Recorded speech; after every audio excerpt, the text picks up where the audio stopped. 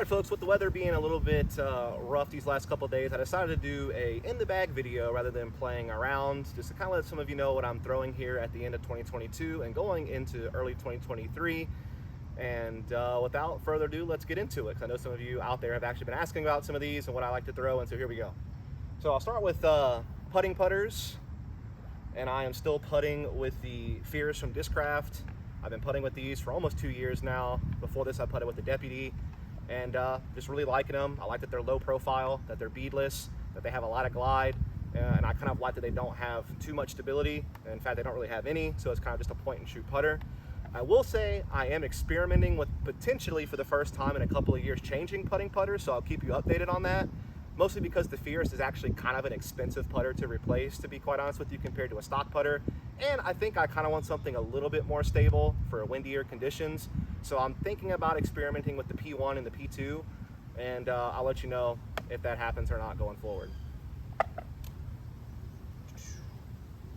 When it comes to throwing putters, I have this Moonshine Pure for an understable throwing putter, so if I need a turnover or a big hyzer flip, the Pure is a putter I really enjoy throwing, and this Moonshine plastic feels really good in the hand, nice and grippy, exactly what I want.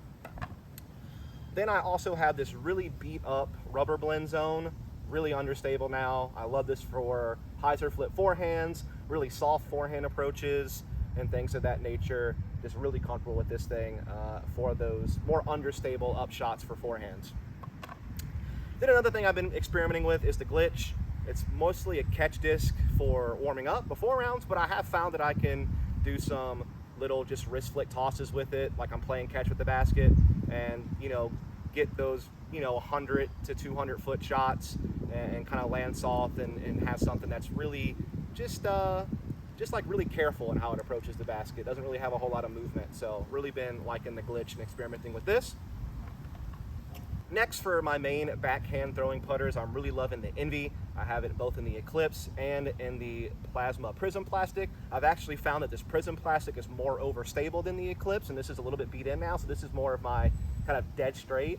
And this one has a little bit more fade to it. So these are the ones that I'm reaching for more often than not if I'm just kind of looking to throw in kind of that 200, 275 foot range off the tee or on an approach. The Envy is going to come out quite a lot for my backhands. I really love how they feel. They kind of feel like a mid in the hand. They don't really have that rounded edge. I can get a comfortable power grip on them. And so I was a little bit late to the Envy bandwagon, but I'm all aboard now. And then finally, for some forehand approaches besides the beat up rubber blend zone, I have a normal Crystal Flex zone, just a nice overstable approach zone. It is what it is. You all know about it. And then I have the Justice. This is kind of my utility forehand approach disc, or even a backhand disc if I need something that just hyzers really hard to get around a corner, or if I'm fighting a headwind and I feel like the zone might get a little bit rattled in the air. Justice is just something that I can trust. I know it won't get rattled by any type of headwind. It's going to get where I need it to go, and it's going to do it quickly. And so for that reason, this disc is very important to me whenever I'm facing windy conditions. All right, so now we're going to get into some mids. Starting out with my most understable, I have the original Midnight Prowl. I also have some Midnight Prowl 2s as backups. To me, they fly roughly the same. Just a really reliable, understable mid-range. I know that I'm going to get the turnover I want with this thing. It's not like some of the stock Origins that could sometimes maybe be a little bit more stable than you thought they would be, depending on which one you got. These are consistently understable, and that's why I really like to have them. Next up, Goldline Claymore. If you know me, you know I've had a Claymore in the bag from day one. This is just a little less understable than the Midnight Prowl, so I can trust it on some hyzer flip straight shots up to about 300 feet or so. Also, I really love this thing for forehands. It feels great in the hand, so if I'm trying to throw a straight forehand, little hyzer flip forehand, the Claymore gets the job done. Can't really trust it in any kind of wind, but when it's neutral conditions and I need something dead straight, forehand or backhand, Claymore gets the call. Then, I actually have two Pathfinders in the bag, mainly for practice reasons, not because I just like to carry a bunch of discs. I like to have multiples in case I'm practicing around and I want to get multiple shots. So I have two Pathfinders in the bag. I got the earlier Ethos edition and one of the new glows that just came out. These are by far my favorite neutral mid-range I've ever thrown. These just feel like a lower profile buzz. They fly really straight, maybe a little bit of turn, but they're never gonna turn and burn. And I can get more distance with this Pathfinder than any other mid I've ever thrown. I can push these over 300 feet, which I've never been able to do with any other mid-range. These things are money. Love them. Finally, the last mid-range in the bag is going to be the Iron Samurai 4. These just came out when I'm recording this. It's just a more overstable MD3.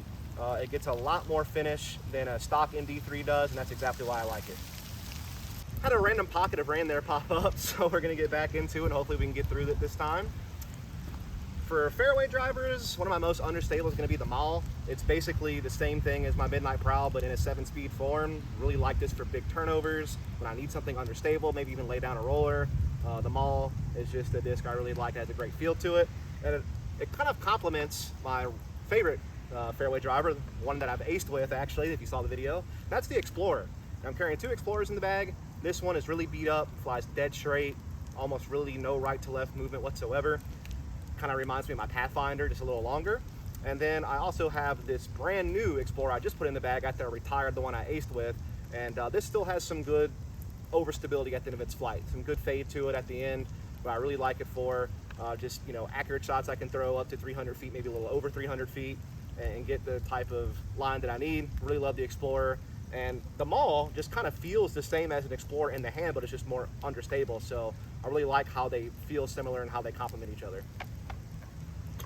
For some more fairway drivers here, I have a Goldline Saint. This is pretty understable at this point. It's maybe just slightly more stable than the Mouret, but I just trust this disc so much to put it on some hyzer, get some slight right turn out of it.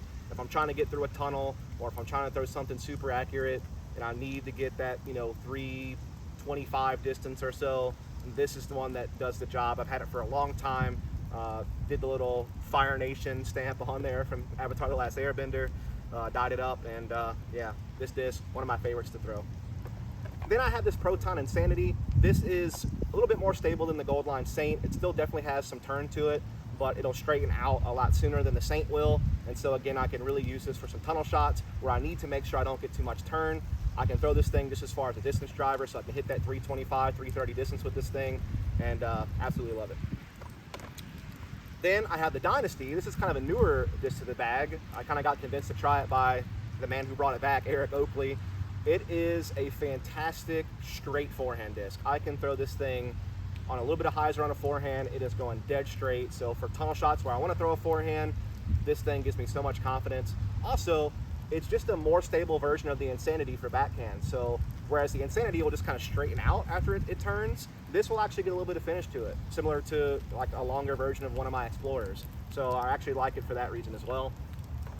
And then finally, to end it, we got a couple of Felons. We have the Orbit Felon, and then we have the Lucid X Felon. This is one of the Eric Oakley ones from 2019. And these are just my overstable fairway drivers, you know, mostly for forehands, but you will occasionally see me whip them out in a backhand if I need some hard finish or I'm fighting a headwind. Lucid X is obviously just a little bit more overstable than this one, so it just depends on what the situation calls for, but I've loved the Felons for a long time, and so we got 2 of them in the bag. Then quickly here at the end is going to be a little bit of a utility disc for me in the fairway driver slot. This is the Thought Space Athletics Mantra. This is just a big turnover disc for me. It's super understable. Pop it on some hyzer, I'm still going to get some good right turn out of it. It's like a longer ball for me. You can also use it for some rollers or some big backhand turnovers. Love this thing, feels great in the hand, throws great, big fan. Then finally we'll get into the debatable hybrid drivers / control drivers I have in my bag. Whether you want to call them distance drivers or not, it's kind of up to you. First thing is going to be the Wave here in the Fission plastic. It's going to be kind of my slightly understable hybrid driver. Can throw it for turnovers, hyzer flips. Really feel super accurate with this disc in my hand. If I'm having to hit a low ceiling or I'm having to throw through a tunnel and I want a little bit more than what the Saint or the Insanity is going to give me, this one gets the call.